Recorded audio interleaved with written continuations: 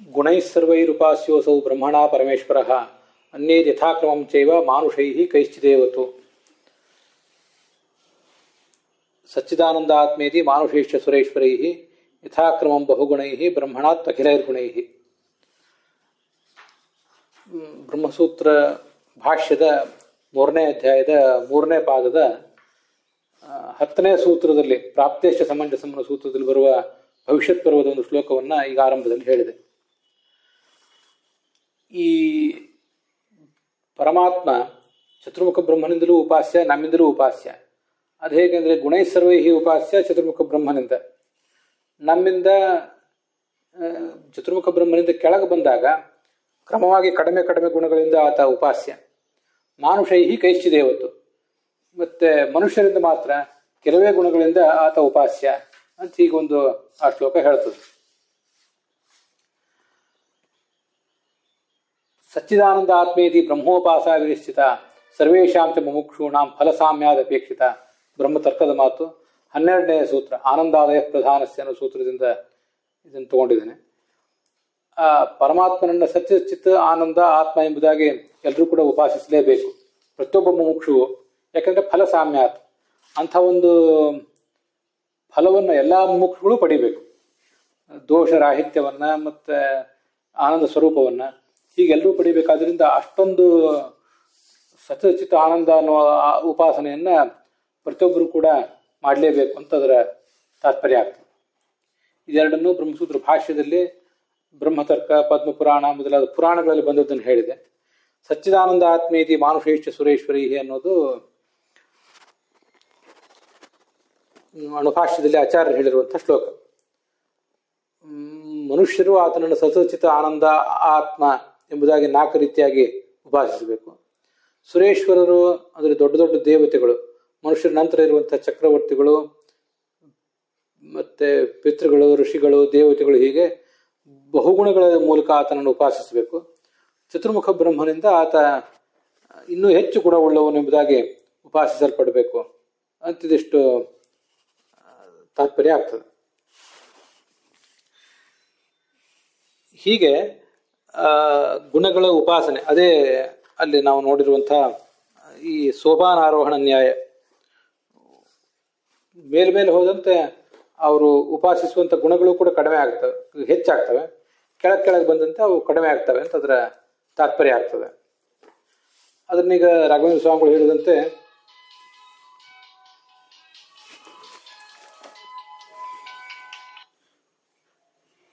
ತತ್ವ ಮಂಜರಿಯಲ್ಲಿ ಅದರ ಅರ್ಥವನ್ನ ನೋಡೋಣ. 66ನೇ ಗದ್ಯ ಭಾಗದಲ್ಲಿ ಸರ್ವ ಮುಮುಕ್ಷುಪಾಸ್ಯ ಈಶ್ವರ ಗುಣಾನ, ಸರ್ವ ಮುಮುಕ್ಷುಗಳು ಉಪಾಸನೆ ಮಾಡಬೇಕಾದಂತಹ ಈಶ್ವರ ಗುಣಗಳೇನಿವೆ ಅವು ಎಷ್ಟು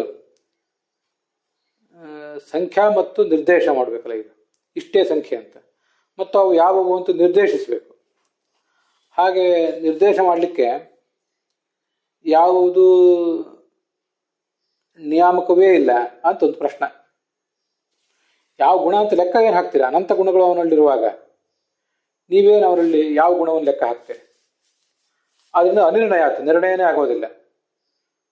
ನಕಸ್ಯಾಪಿ ಉಪಾಸನಂ, ಅದರಿಂದ ಉಪಾಸನೆ ಮಾಡುವುದೇ ಬೇಡ, ಉಪಾಸನೆ ಗೊಡವೇ ಬೇಡ, ಅದನ್ನು ದೂರ ಇಟ್ಬಿಡಿ.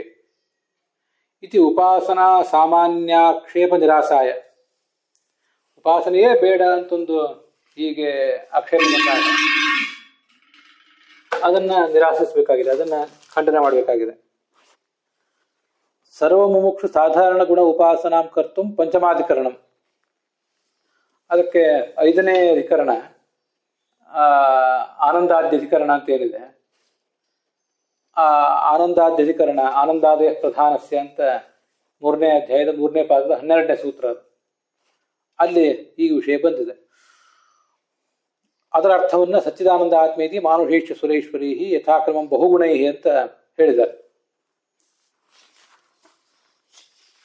ಅದಾದ್ಮೇಲೆ ಮುಂದೆ ಚತುರ್ಮುಖ ಬ್ರಹ್ಮ ಅಂತ ಹೆಚ್ಚಿನ ಗುಣಗಳನ್ನು ಉಪಾಸನೆ ಮಾಡ್ತಾನೆ ಅಂತ ಬಂದಿದೆ ಅದ್ರ ಮುಂದಿನ ಸೂತ್ರದಲ್ಲಿ. ಅದಕ್ಕಾಗಿ ಯಥಾಕ್ರಮಂ ಬಹುಗುಣೈ ಅಂತಿಷ್ಟು ಹೇಳಿ 3 ಪಾದಗಳಲ್ಲಿ ಈ ನಮಗೆ ಇಲ್ಲಿ ವಿಷಯ, ಬ್ರಹ್ಮಣಾತ್ಮಕಿಲೇರ್ ಗುಣೈ ಅಂತ ಮುಂದಿನ ವಿಷಯ.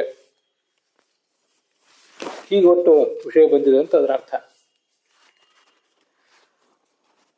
ಅಲ್ಲಿ ಆನಂದಾದಯ ಪ್ರಧಾನಸ್ಯ ಇದು ಪಂಚಮಾಧಿಕರಣ.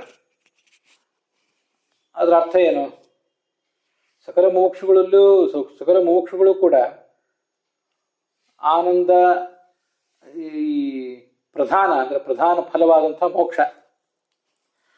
ಪ್ರಧಾನ ಅಂದ್ರೆ ಇಲ್ಲಿ ಪರಮಾತ್ಮ ಅಂತ ಅರ್ಥ ಅಲ್ಲ, ಪ್ರಧಾನ ಫಲವಾದ ಮೋಕ್ಷವನ್ನ ಪಡೆಯುವ ಉದ್ದೇಶದಿಂದ ಆನಂದ, ಜ್ಞಾನ, ಸತ್, ಆತ್ಮ ಈ 4 ಗುಣಗಳನ್ನ ಭಗವಂತನಲ್ಲಿ ಉಪಾಸಿಸಲೇಬೇಕು ಅಂತ ಅದರ ಅರ್ಥ. ಇದು ಬ್ರಹ್ಮತರ್ಕದ ಮಾತು. ಹೀಗೆ ನಾನು ಆವಾಗ ಹೇಳಿದ್ದು, ಸರ್ವೇಷಾಂ ಮುಮುಕ್ಷೂಣಾಂ, ಎಲ್ಲಾ ಮೋಕ್ಷಗಳಿಗೂ ಈ ಥರದ್ದಂತೂ ಬೇಕೇ ಬೇಕು. ಅದಕ್ಕಾಗಿ ಯಾಕೆಂದ್ರೆ ಫಲ ಸಾಮ್ಯಾತ್, ಆನಂದಾದಿ ರೂಪವಾದ ಮುಕ್ತಿಯನ್ನ ದುಃಖ ರಹಿತ ಸ್ವರೂಪ ಮತ್ತು ಆನಂದ ಸಹಿತ ಸ್ವರೂಪವನ್ನು ನಾವು ಪಡಿಬೇಕಾಗಿದೆ. ಅದಕ್ಕಾಗಿ ಇವೆಲ್ಲವೂ ಬೇಕೇ ಬೇಕು ಅಂತ ಅದರ ತಾತ್ಪರ್ಯ ಆಗ್ತದೆ. ತದರ್ಥಮಾಹ ಅಲ್ಲಿ ಮುಂದೆ 67ನೇ ಗದ್ಯ ಭಾಗದಲ್ಲಿ ಸರ್ವೈರುಪಾಸ್ಯ ವಿಷ್ಣು ಇತಿ ಅತ್ರಾಪಿ ಅನ್ವಯತಿ. ಸರ್ವೈಹಿ ಉಪಾಸ್ಯ ವಿಷ್ಣು ಅಂತ ಬಂದಿದೆ ಮುಂದೆ, ಅದನ್ನ ಇಲ್ಲೂ ಕೂಡ ನಾವು ಅನ್ವಯ ಮಾಡ್ಕೊಳ್ಬೇಕು.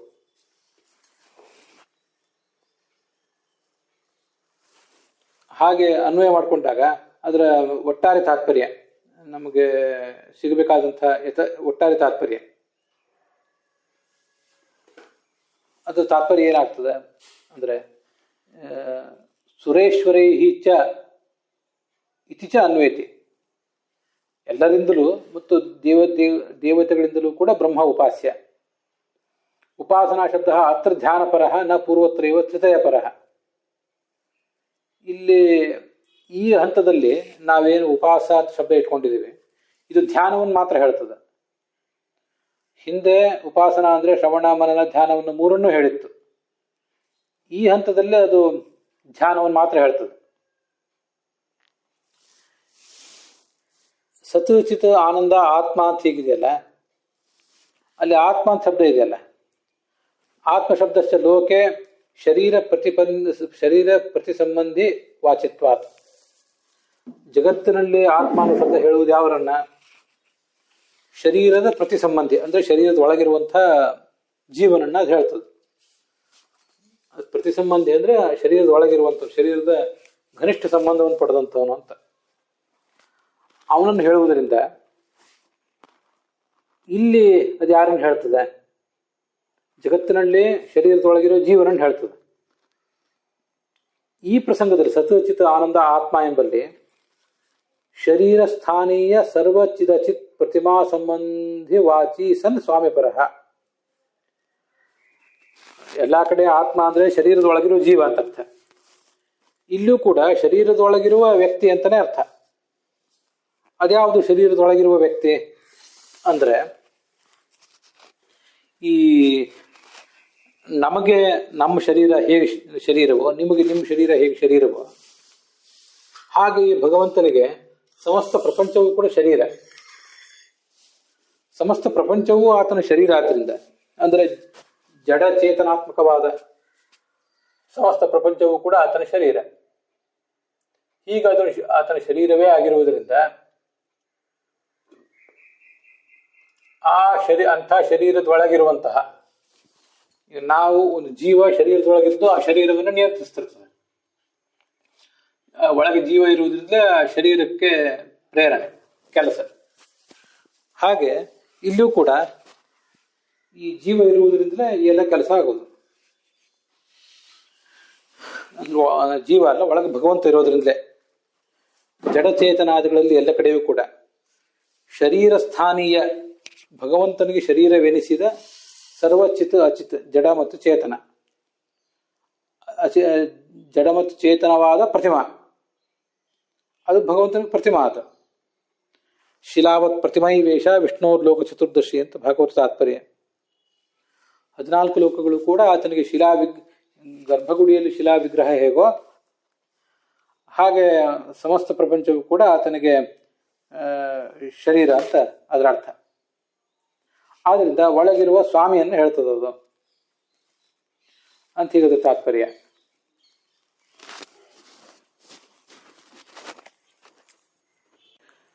ಹೀಗೆ ನಮಗೆ ಆತ್ಮ ಎಂಬ ಶಬ್ದದಿಂದ ಭಗವಂತನನ್ನ ಇಟ್ಕೊಳ್ಬೇಕಾಗಿದೆ.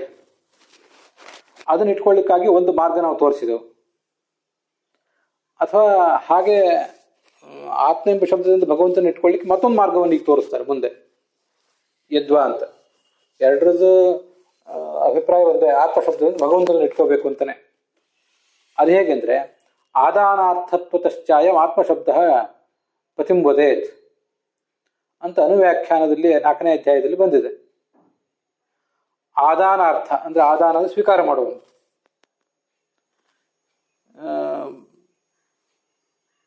ಸ್ವೀಕಾರ ಮಾಡುವನು ಅನ್ನೋ ಅರ್ಥದಲ್ಲಿ ಆದತ್ತೆ ಐತಿ ಆತ್ಮ.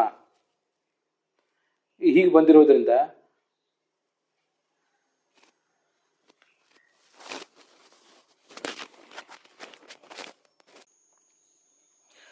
ಪುಸ್ತಕವನ್ನು ಇಟ್ಕೊಂಡು ನೋಡುವಂತಹ ಶ್ರೋತೃಗಳು ಇದೊಂದು ವಿಷಯವನ್ನು ಗಮನಿಸಬೇಕು. ಇಲ್ಲಿ ಯದ್ವಾ ಅಂತ ಹೀಗೇನು ಬಂದಿದೆ, ಆ ಯದ್ವಾ ಅನ್ನೋ ವಾಕ್ಯ ಇತಿ ಸ್ವಾಮಿಪರಹ ಅಂತಿದೆ ಮುಂದೆ. ಅದರ ನಡುವೆ ಒಂದು ವಾಕ್ಯ, ತಪ್ಪು ವಾಕ್ಯ ಸೇರಿಕೊಂಡಿದೆ. ಕೆಲವು ಬೇರೆ ಪಾಠಗಳಲ್ಲಿ ಅದಿಲ್ಲ. ಅದೇನಂದ್ರೆ, ಯದ್ವಾ ನಮಗೆ ಆತ್ಮ ಎಂಬ ಶಬ್ದದಿಂದ ಭಗವಂತ ಅಂತ ಅರ್ಥ ಸಿಗಬೇಕಾಗಿದೆ. ಆದಾನಾರ್ಥತ್ವತಶ್ಚಾಯಂ ಆತ್ಮಶಬ್ದ ಪ್ರತಿಂಬೋದೇತ್ ಅಂತ ಅನುವ್ಯಾಖ್ಯಾನದಲ್ಲಿ ಬಂದಿದೆ, 4ನೇ ಅನುವ್ಯಾಖ್ಯಾನದಲ್ಲಿ, 4ನೇ ಅಧ್ಯಾಯದ ಅನುವ್ಯಾಖ್ಯಾನದಲ್ಲಿ. ಅದು ನಾವು ಸಿಗ್ತದೆ, ಅದಕ್ಕೇನು ತೊಂದರೆ ಇಲ್ಲ. ಹಾಗೆ ಅನುವ್ಯಾಖ್ಯಾನದಲ್ಲಿ ಬಂದಿರೋದ್ರಿಂದ ಆತ್ಮ ಅಂದ್ರೆ ಆದತ್ತೆ ಐತಿ ಆತ್ಮ, ಸ್ವೀಕಾರ ಮಾಡುವವನ ಆತ್ಮ ಅಂತ ಹೇಳಿದಾಗ ಆಯ್ತು. ಏನು ಸ್ವೀಕಾರ ಮಾಡ್ತಾನೆ ಅಂದ್ರೆ, ಭೃತ್ಯಾನಾದತ್ತೆ ಐತಿ ಸ್ವಾಮಿಪರಹ, ಭೃತ್ಯರನ್ನ ತನ್ನ ಬಳಿಗೆ ಸ್ವೀಕಾರ ಮಾಡ್ತಾನೆ. ಹೀಗೆಲ್ಲ ಬರಬೇಕು. ಆದ್ರಿಂದ ಇತಿ ಚತುರ್ಥಾನುಭಾಷ್ಯೋಕ್ತ್ಯ ಅಂತೇನು ಮೊದಲನೇ ಸರಿ ಬಂದಿದೆ, ಅದಾದ ಮೇಲೆ ಭೃತ್ಯಾನಾದತ್ತೆ ಇತಿ ಸ್ವಾಮಿಪರಹ ಇಷ್ಟೇ ಇರಬೇಕು. ಚತುರ್ಥಾನುಭಾಷ್ಯೋಕ್ತ್ಯ ಅಂತ ಬಂದ ಮೇಲೆ, ಮೊದಲನೇ ಸರಿ ಬಂದ ಮೇಲೆ ಭೃತ್ಯಾನಾರ್ಥತ್ವತಶ್ಚಾಯಂ ಆತ್ಮಶಬ್ದ ಪತಿಂ ವದೇತ್ ಇತಿ ಚತುರ್ಥಾನುಭಾಷ್ಯೋಕ್ತ್ಯ ಅಂತೇನಿದೆ, ಇದನ್ನ ಅದು ಕಣ್ತಪ್ಪಿನಿಂದಾಗಿ 2ನೇ ಸರಿ ಬಂದಿದೆ. ಮತ್ತು ಆ ವಾಕ್ಯ ಸರಿ ಇಲ್ಲ ಕೂಡ. ಆದ್ರಿಂದ ಅದನ್ನ ನಾವಿಲ್ಲಿ ಅನ್ವಯದಲ್ಲಿ ಸೇರಿಸ್ಕೋಬೇಕಾಗಿಲ್ಲ. ಬೇರೆ ಪಾಠಗಳಲ್ಲಿ, ಪುಸ್ತಕಗಳಲ್ಲಿ ಅದಿಲ್ಲ. ಮತ್ತು KT ಪಾಟಗಾಚಾರ್ಯ ಕೂಡ 2 ಸರಿಯಾದ ಅನುವಾದ ಮಾಡಲಿಲ್ಲ. ಆದ್ರಿಂದ ಆದತ್ತೆ ಅಂದರೆ ಸ್ವೀಕಾರ ಮಾಡುವವನು. ಯಾರನ್ನು ಸ್ವೀಕಾರ ಮಾಡುವವನು ಅಂದ್ರೆ, ಭೃತ್ಯರನ್ನು ಸ್ವೀಕಾರ ಮಾಡುವವನು ಅಂತ. ಹೀಗೆ ಸ್ವಾಮಿ ಅನ್ನೋ ಅರ್ಥ ತಾನಾಗೇ ಬರ್ತದೆ. ನಿರ್ದೋಷ ಜ್ಞಾನಂ ಆನಂದ ಸ್ವಾಮಿ ಇತಿ ಏವಂ ಪ್ರಕಾರೇಣ ಬಹುಗುಣೈ ಅನೇಕ ಗುಣೈ ನತ್ತು ಏಕಗುಣೇನ ಮನುಷ್ಯ ಪ್ರಭೃತಿ ಪ್ರಭೂತಿ ಅಂತಾಗಿದೆ. ಅದನ್ನು ಪ್ರಭೃತಿ ಅಂತ ತಿದ್ದುಕೊಳ್ಬೇಕು ಪುಸ್ತಕ ಇಟ್ಕೊಂಡು ನೋಡುವವರು. ಮನುಷ್ಯ ಪ್ರಭೃತಿಗಳು ಎಲ್ಲರೂ ಕೂಡ, ಎಲ್ಲ ಮೋಕ್ಷಗಳು ಕೂಡ ಹೀಗೆ ಭಗವಂತನ ಉಪಾಸಿಸಲೇಬೇಕು.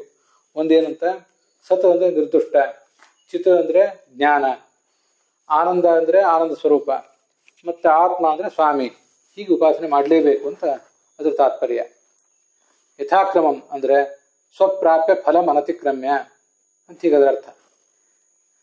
ತಾವು ಯಾವ ಫಲವನ್ನು ಮುಕ್ತಿಯಲ್ಲಿ ಪಡಿಬೇಕಾಗಿದೆಯೋ ಆ ಫಲಕ್ಕೆ ಅನುಗುಣವಾಗಿ ಹೆಚ್ಚಿನ ಫಲವನ್ನು ಇವರು ಹೆಚ್ಚು ಪಡಿಬೇಕಾಗಿದ್ರೆ ಹೆಚ್ಚಿನ ಉಪಾಸನೆಯನ್ನು ಇವ್ರು ಮಾಡಬೇಕಾಗ್ತದೆ ಅಂತ ಅದರ ತಾತ್ಪರ್ಯ ಆಗ್ತದೆ. ನಿರ್ದೋಷ ಜ್ಞಾನಾನಂದಾನುಭವ ರೂಪ ಮೋಕ್ಷಸ್ಯ, ಇದು ದೋಷರಹಿತವಾದ ಜ್ಞಾನದ ಆನಂದಾನುಭವ ರೂಪವಾದದ್ದೇ ಮೋಕ್ಷ.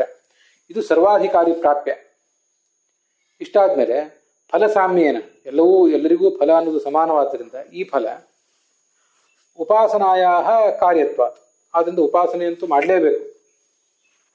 ತಮ್ಮ ಯಥಾ ಉಪಾಸತೆ ಹೀಗೆ ಬಂದಿರೋದ್ರಿಂದ ಭಗವಂತನ ನಾವು ಹೇಗೆ ಉಪಾಸಿಸ್ತೀವೋ ಅದೇ ಥರದ ಗುಣಗಳನ್ನು ನಾವು ಪಡಿತೇವೆ. ಆದ್ರಿಂದ ಆತ್ಮವತ್ವೋಪಾಸನಸ್ಯ ಚ ಪ್ರೀತಿ ಹೇತುತ್ವ. ನೀನು ನಮ್ಮ ಸ್ವಾಮಿ ಅಂತ ಆತನನ್ನು ಉಪಾಸನೆ ಮಾಡಿದರೆ ಅದು ಆತನ ಪ್ರೀತಿ ಕಾರಣ ಆಗ್ತದೆ. ಸಚ್ಚಿದಾನಂದ ಆತ್ಮೇತಿ ಬ್ರಹ್ಮೋಪಾಸಾಯ ನಿಶ್ಚಿತ ಸರ್ವೇಷಾಂ ಚ ಮುಮುಕ್ಷೂಣಾಂ ಫಲಸಾಮ್ಯಾದಪೇಕ್ಷಿತ ಇತ್ಯಾದಿ ಸ್ಮೃತೇ. ಇತ್ಯಾದಿ ಸ್ಮೃತಿ ಅಂದರೆ ಇದು ಬ್ರಹ್ಮತರ್ಕ. ಇದು 3ನೇ ಅಧ್ಯಾಯದ 3ನೇ ಪಾದದ 12ನೇ ಸೂತ್ರದಲ್ಲಿ ಬಂದಿರುವಂಥ ಶ್ಲೋಕ ಅಂತ ಹೀಗೆ ಅದನ್ನ ತಿಳ್ಕೊಳ್ಬೇಕು.